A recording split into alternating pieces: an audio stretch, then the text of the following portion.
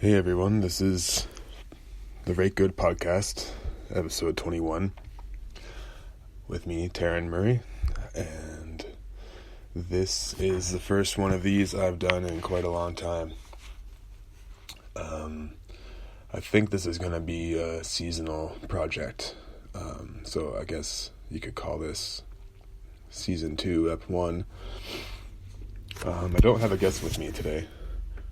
And I've been wanting to do a sort of pilot podcast alone to sort of talk about how I think last year went, what I want to do this time around, how I want to change things a little bit.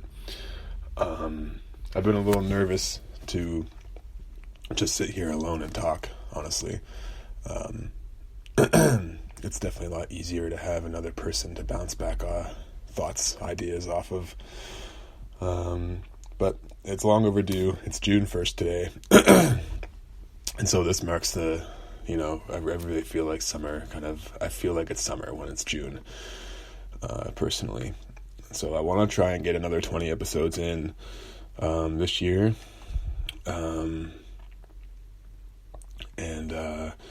I'm going to have a lot of the same guests on, hopefully some new guests too. I'm still sort of feeling like this isn't really something I'm going to push so hard into like I've pushed a lot of my other endeavors, namely my short music career I undertook.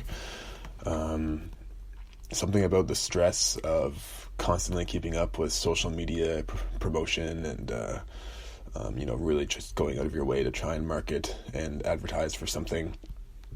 Last year I was putting out an episode a week for a while.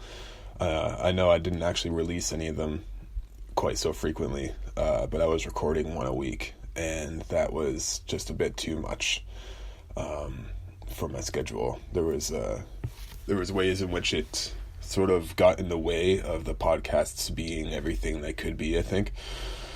There's definitely some episodes where, I was fresh from work for however many days straight. Just, I brought my girlfriend's vehicle with me to just head right to a podcast afterwards. And, I definitely found myself being a bit fried in the head from the sun and the work, and, all the coffee in the world didn't seem to kick my brain into the place that I would like it to be for these sorts of things. That is an idealist view, that I'll always be at my best for these podcasts. I realize that that's not actually going to be the case. But I do want to try to mitigate, poor performances, so to speak.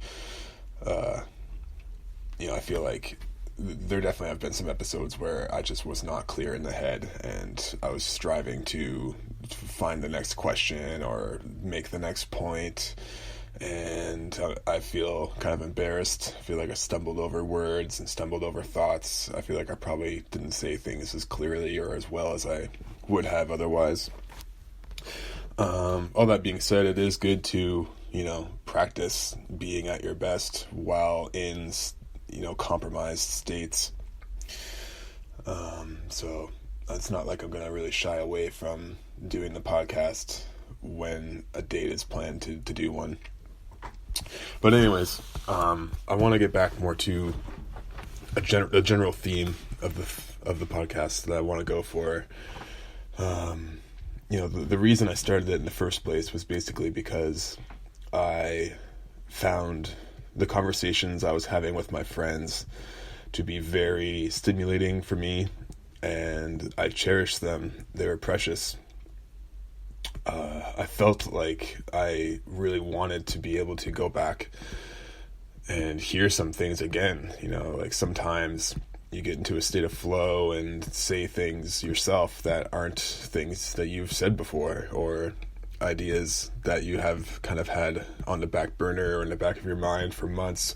Suddenly the right circumstances all come together, and a cohesive series of sentences comes out, and maybe it's the best you've done that at that point to put something into words, like a revelation. and they kind of bubble up from what I consider the unconscious psyche, and also friends of mine saying things that are poignant for me, poignant I think for whoever else who might, relate. Ultimately, it's out of my hands if anyone relates to anything I'm saying or anything friends of mine are saying or other guests. But I found the conversations I was having with my friends to be really wholesome in that sense. And so I wanted to start recording them. And so I did. And I found right off the gates that I was a poor speaker and listener, that I had a hard time stringing a complicated thought together and staying on topic and digressing to make points or to elaborate on points with anecdotes and tangents, and then finding my way back to the initial point that I was trying to make. I found myself constantly missing something a friend of mine said, because I was off in my head thinking about something else entirely, whether it was what I wanted to say next or a series of thoughts that sprung out from something a friend said in the middle of their time with the floor, and I wouldn't hear I wouldn't hear the entire thing they were trying to express. And it's kind of horrifying, because I was like, how often am I doing this just in my everyday life with everybody, with friends, with customers at work, with coworkers, with my girlfriend, with bosses. Just how often am I just not present? Am I just scheming what I'm going to say next, what I want to say next? It's humbling, because suddenly there's a little audience holding me accountable to do the opposite, to actually be present, to listen, and to consider what people are saying. I found a lot of the times in my conversations with friends that, putting myself or my own ideas on a pedestal, there's like this part of my head where I would hear something someone says, not totally feel like the way they put it was how I would put it or how it would resonate with me. And there are times where, you have a good rapport with somebody and you can interject and fill in each other's sentences and you understand each other's ideas. But then there are times where I was too impatient and wouldn't listen to the whole idea, and I would either think that they could have put it differently or not agree with it altogether. And rather than, what I actually would want to do is give them more credit and take in more of what they're saying, assume that I know far less in reality than I would like to think otherwise, and be a little more humble. Just take in what other people are saying. There is a time to disagree and a time to try to rephrase something or put things into better words, and it's important to articulate when something isn't landing right or something isn't resonating or otherwise. But I think I was doing that more reflexively rather than responding consciously to the information.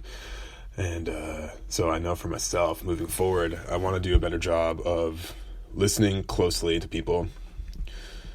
I want to do a better job of responding honestly to people, and I want to ask more questions rather than assuming so much that I understand what someone else is trying to say, and get clarity from the horse's mouth. Whether I agree or disagree, maybe I disagree because I didn't get it. Or maybe, contrarily, I agreed because I didn't get it. Or what have you. So those are some areas of improvement for me that I want to be more humble. I want to take more from my guests than I think I did last year. I want to be more present. I want to be healthier in general. I want to be more cleaned up with my diet, with my sleep habits, with my exercise, because all that stuff affects how my brain is going to work. And I find there are undeniable ways in which I'm totally shooting myself in the foot and setting myself up to have a bad podcast or a bad day or, anything of that sort. And that's not cool, because if I'm putting something out there like this, I ought to be at my best to the degree that I can have any influence over myself like that, which is far easier said than done. That's basically the gist of it.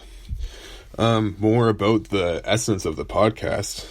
That kind of turned into a bit of a confessional, but I do find when I'm discussing things with people that, I show up there with what I am and who I am and all the contents of my mind and experiences and, conclusions drawn and all these sorts of things. And the other person likewise, shows up with their self, with all their information and experiences and emotions. And then you meet together and you start speaking, and these sounds are coming out of each other's mouths, and there is something being generated between the two people as a result, so long as they're both being honest, and so long as they're both genuinely trying to communicate and listen to each other.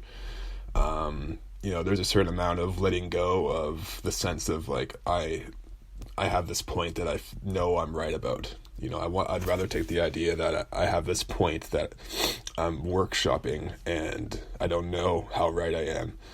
It might be something that's true for me now, but it might not stand the test of time. It might not resonate with this other person and therefore not be true in a grander sense.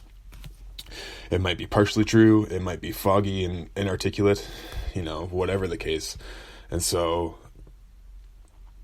when two people converse in an honest way where they actually have they're striving to understand one another and communicate honestly, I think there's this beautiful thing that is being formed in between the two people, because you update each other, you clarify points, you're forced to speak in a way that the other person is going to understand. And hopefully, there's these little adjustments being made back and forth, ways in which we're relating, ways in which we're not relating, finding out why, getting to the bottom of things, sharing each other's truth, sharing life experiences. The idea being that, for me, it's like, I think Carl Jung said something like that personalities are like reactive chemicals, and you mix the two together, two people together. And if there is any sort of reaction of any kind, then both parties leave changed forever. And I think our capacity to speak and articulate things and ideas and to think as human beings is one of the few things that sets us apart from the rest of the collection of life forms on this planet. Our self-reflective capacity, our ability to improve, our ability to see errors and faults in our past behavior and to move forward with awareness and make better decisions. Some of the more intelligent animals are able to learn and adapt to a degree throughout their lives, but it seems like it pales in comparison to a human being when they take it upon themselves to improve. There seems to be no limit to the transformation that a human being is capable of undergoing, especially if they take it upon themselves, because life will transform you one way or the other. But is it into something that you want to become? And so having these conversations and speaking in this way, making these mouth noises back and forth, I feel as though the end result is two transformed psyches ever so slightly at the end of it. And I hope that if any listeners are engaging by, tuning in, I hope that it is a conversation that is able to, I hope that a changing and transformative effect of the conversation is something that the listeners can partake in as well. I hope that it spreads a positive influence. I hope it's transformative. I hope that the conversations are enlightening and informative and healing. I